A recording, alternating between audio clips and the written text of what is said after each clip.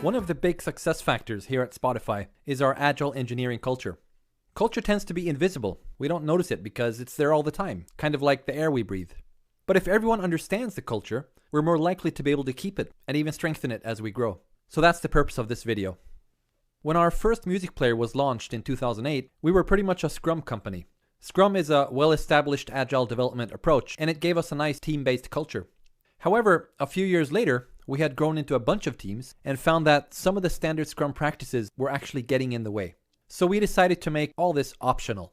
Rules are a good start, but then break them when needed. We decided that Agile matters more than Scrum, and Agile principles matter more than any specific practices. So we renamed the Scrum Master role to Agile Coach because we wanted servant leaders more than process masters.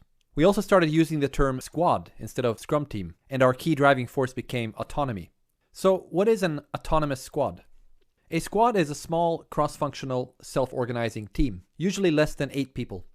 They sit together and they have end-to-end responsibility for the stuff they build. Design, commit, deploy, maintenance, operations, the whole thing. Each squad has a long-term mission, such as make Spotify the best place to discover music, or internal stuff like infrastructure for A/B testing. Autonomy basically means that the squad decides what to build, how to build it, and how to work together while doing it.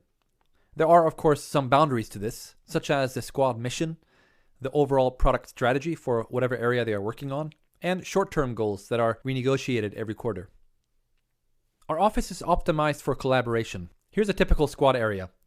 The squad members work closely together here with adjustable desks and easy access to each other's screens. They gather over here in the lounge for things like planning sessions and retrospectives. And back there is a huddle room for smaller meetings or just to get some quiet time. Almost all walls are whiteboards. So why is autonomy so important? Well, because it's motivating, and motivated people build better stuff. Also, autonomy makes us fast by letting decisions happen locally in the squad instead of via a bunch of managers and committees and stuff. It helps us minimize handoffs and waiting so we can scale without getting bogged down with dependencies and coordination. Although each squad has its own mission, they need to be aligned with product strategy, company priorities, and other squads. Basically, be a good citizen in the Spotify ecosystem. Spotify's overall mission is more important than any individual squad. So the key principle is really be autonomous, but don't sub-optimize. It's kind of like a jazz band. Although each musician is autonomous and plays his own instrument, they listen to each other and focus on the whole song together. That's how great music is created.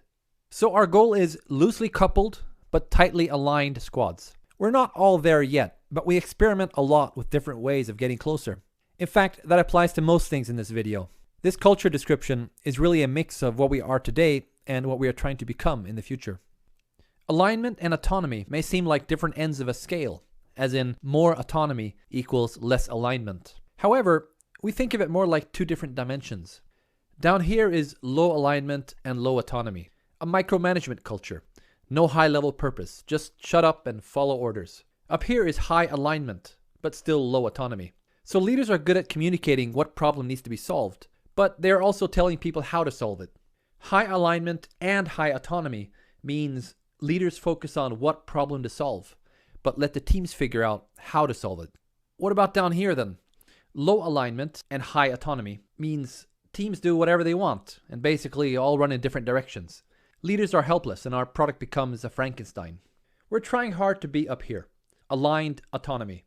And we keep experimenting with different ways of doing that. So alignment enables autonomy. The stronger alignment we have, the more autonomy we can afford to grant. That means the leader's job is to communicate what problem needs to be solved and why. And the squads collaborate with each other to find the best solution.